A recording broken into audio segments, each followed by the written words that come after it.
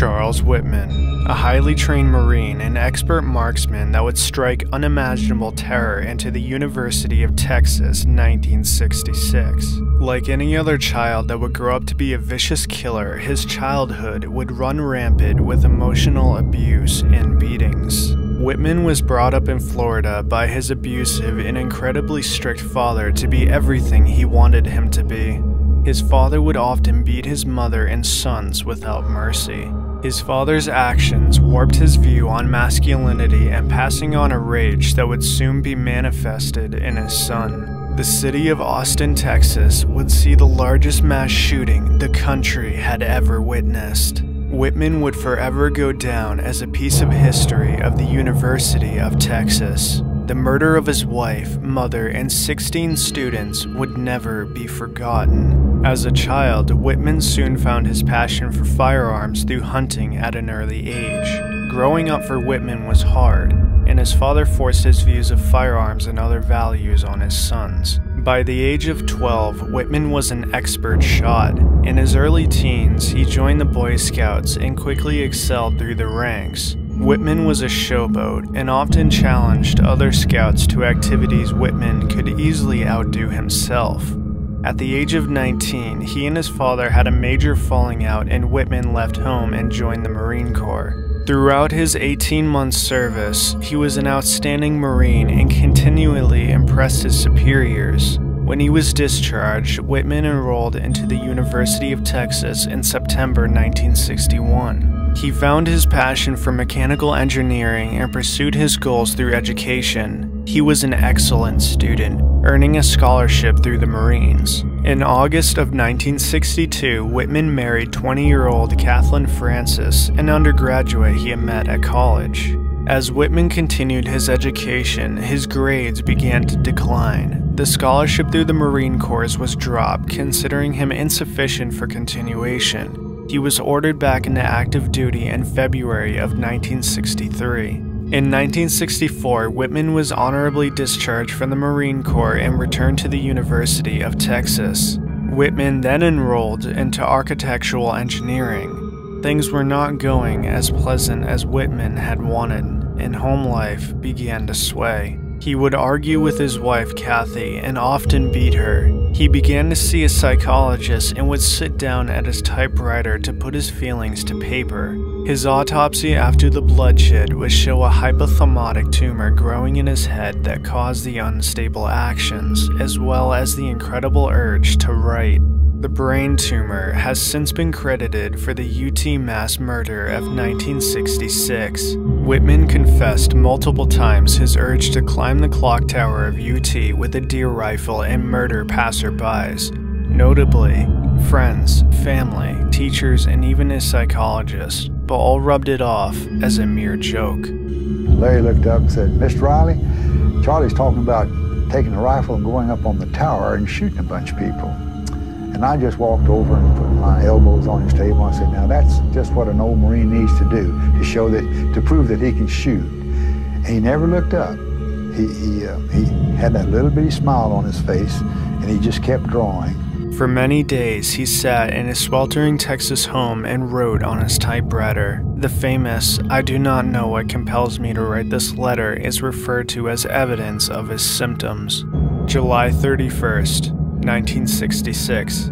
His thoughts were no longer thoughts, but actions. After dropping his wife off at a night shift at her occupation, Whitman went to town to prepare. He went shopping for hours. Whitman bought hundreds of rounds of ammunition, guns, knives, food, bottled water, a radio, clothes, and other supplies. That night, he sat down at his typewriter. His time was almost here. He wrote what he was going to do, how he felt, and what had to be done. He got into his car and drove to his mother's house. His mother had recently escaped the abusive relationship of Whitman's father and was living in secret. Upon arrival in her flat at around 1 a.m., Whitman immediately attacked her.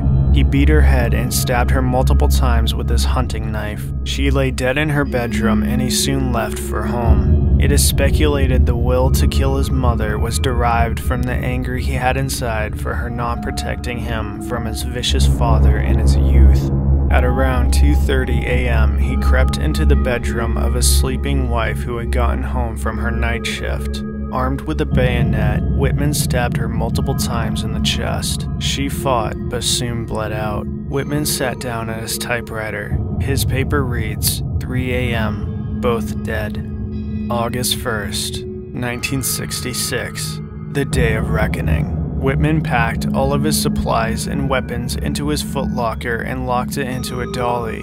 He then disguised himself in repairman overalls. He drove to the University of Texas and was waved through security, having known the guards. The clock tower from his murderous fantasies lay ahead. He wheeled his footlocker onto the lift and was carried to the 27th floor. Edna Townsley was a receptionist fill-in that confronted Whitman. She was severely beaten by him, and autopsy shows that her skull was merely destroyed. As Whitman hauled his footlocker up the stairs to the top of the tower, a family of 6 attempted to cross the threshold to get to the top to admire the view. A boy and his aunt were killed via sawed-off shotgun to the head. Whitman set up his attack on the roof. He placed weapons on the north, south, east, and western sides of the clock tower so he would be able to move from side to side and fire with ease. He got ready, peered through the scope of his Remington 700 bolt-action rifle, and took the first shot. 18-year-old pregnant Claire Wilson was walking with her boyfriend Thomas Ekman. Whitman had aimed for her stomach and pulled the trigger. Claire would survive, but the unborn baby perished. She was 8 months pregnant. Seconds later, Ekman was shot and killed instantly. The quads of the university soon broke into panic as more people began to fall. Whitman had been more accurate with a moving target than a still one. He did not often miss. People would stop to see where the bullets were coming from and were soon hit by the high-powered rifle round. Police soon converged on the university but were pinned down by oncoming sniper fire. Backup was called. The streets and school below were now in a complete panic. Students rushed to save fallen people that had been shot out in the open. Streets were filled with running students and police department flooded with calls. Robert Boyer, a professor of mathematics, was killed on the South Mall. Thomas Ashton lay extremely wounded on the East Mall. As reinforcements for the helpless police arrived, it was still undecided what the threat was. It was still believed that there were multiple snipers and a plan of attack was delayed. Whitman's expert weapon handling and speedy actions proved a challenge for the police force. After the school had been cleared, Whitman moved on to the shop streets. Whitman picked off a man at a newsstand and a young boy delivering papers on his bike.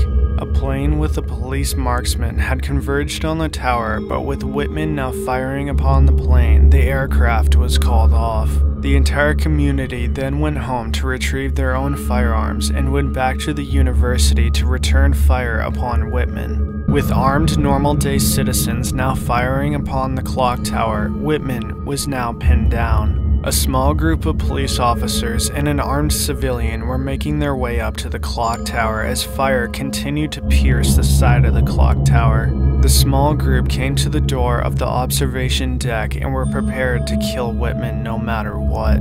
As they entered the observation deck that wrapped around the clock tower, police mounted the armed civilian on one corner and the police went around the other side. Whitman was close to his end. Police converging from both sides caught Whitman off guard and police fired a full cylinder of .38 as well as a shotgun blast into him. One of the officers grabbed his deputy's shotgun and ran up to disabled Whitman and fired at point-blank range. The clock tower read 1:24 p.m. Whitman was dead. The city of Austin could now rest. The 90 minutes of terror were over.